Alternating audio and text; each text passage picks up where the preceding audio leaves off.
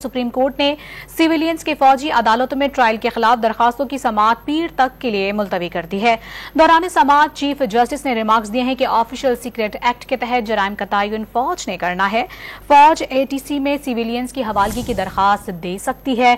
Justice Umar Ata Bandial ने सवाल उठाया कि किन सिविलियंस का ट्रायल आर्मी एक्ट के तहत मुमकिन है। इस मौके पर जस्टिस एजाजुल एहसन ने ऑब्जर्वेशन दी कि मिलिट्री पर्सनल के अलावा सिविलियंस के हुकूक का तहफ़्फ़ुज़ दिया गया है। अदालती कार्रवाई का अहवाल मजीद जानेंगे। डॉन न्यूज के नुमाइंदे अब्दुल्ला मोहम्मद हमारे साथ टेलीफोन लाइन पर मौजूद हैं। अब्दुल्ला, बताइएगा जो आज समाअत हुई है उसका हाल। जी अब्दुल्ला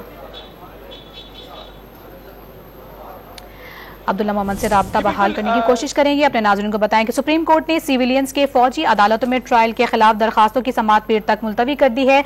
समाअत का क्या अहवाल रहा, बताएंगे अब्दुल्ला मोहम्मद। जी अब्दुल्ला, बताइएगा।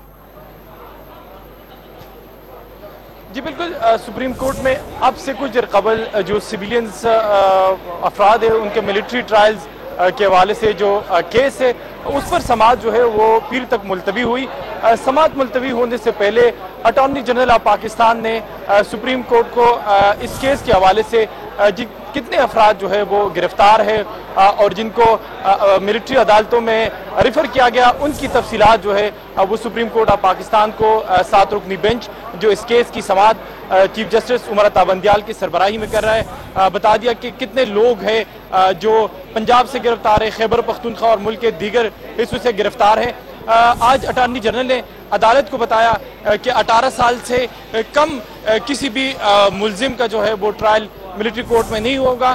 पेशावर में एक शख्स है जिसको गिरफ्तार किया गया है और उन पर यह शक है कि वो 18 साल से कम है, तो उनका टेस्ट लिया गया है और अगर ये मालूम हुआ मेडिकल से कि वो 18 साल से कम है तो उसको रिहा कर दिया जाएगा और वो मिलिट्री ट्रायल उसका नहीं होगा।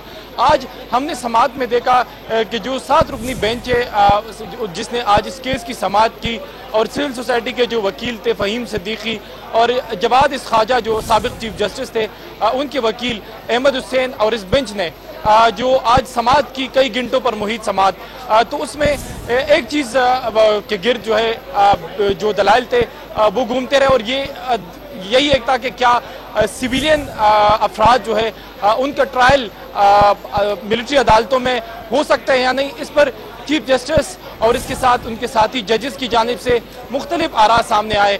इसके साथ साथ जो अहमद हुसैन है वकील जवाद इस ख्वाजा के उनके भी रिमार्क सामने आए और उन्होंने आज अपने रिमार्क्स में जो दलाइल पेश किए उसमें से एक दलील ये था कि क्या जो अदालतें कायम की गई है मिलिट्री कोर्ट्स क्या ये अपने मुकदमे के मिलिट्री अपने मुकदमे के खुद जज बन सकते हैं या नहीं। क्या वो अगर खुद जज बनेंगे तो ये जो कार्रवाई है ये कितनी शफाफ होगी, ये ट्रायल कितना शफाफ होगा।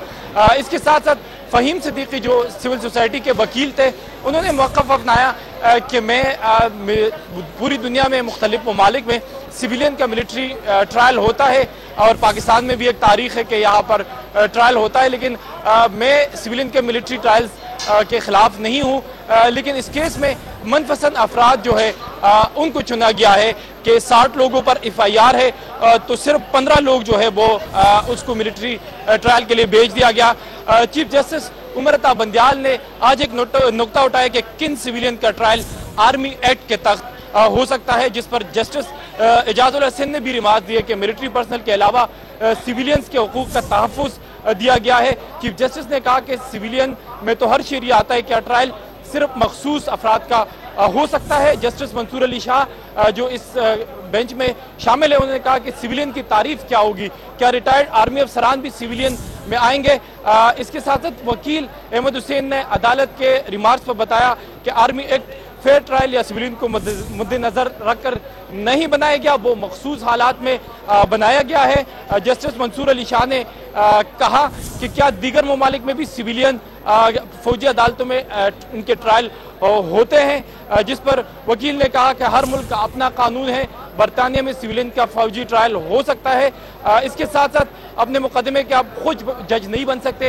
ये जवाद इस ख्वाजा जो के वकील है अहमद हुसैन, उन्होंने आज रिमार्क्स दिए। उन्होंने 1975 के सुप्रीम कोर्ट के केस का हवाला भी दिया। आर्मी एक्ट में जो हिस्सा सिविलियन से मुतालिक है इस पर अदालत फैसला कर सकती है। आर्मी एक्ट तो आर्मी से मुतालिक ही कानून है, तफरीक कैसे करेंगे, ये जस्टिस मंसूर अली शाह ने ये नुक्ता उठाया। उन्होंने मजीद रिमार्क्स दिए कि आप कह रहे हैं कि आर्मी एक्ट को बुनियादी हुकूक की कसौटी पर नहीं परखा जा सकता। उन्होंने जस्टिस मंसूर अली शाह ने मजीद कहा कि फिर आप कहते हैं कि सिविलियन की बात भी करता है, इसे अदालत दे के पार्लियामेंट के पास इख्तियार ही नहीं है कि वो सिविलियन के कोर्ट मार्शल के लिए कानून साजी करे। वकील अहमद हुसैन ने दलाइल दिए। उन्होंने कहा कि अदालत ने देखना है कि कोर्ट मार्शल आईनी है या गैर आईनी।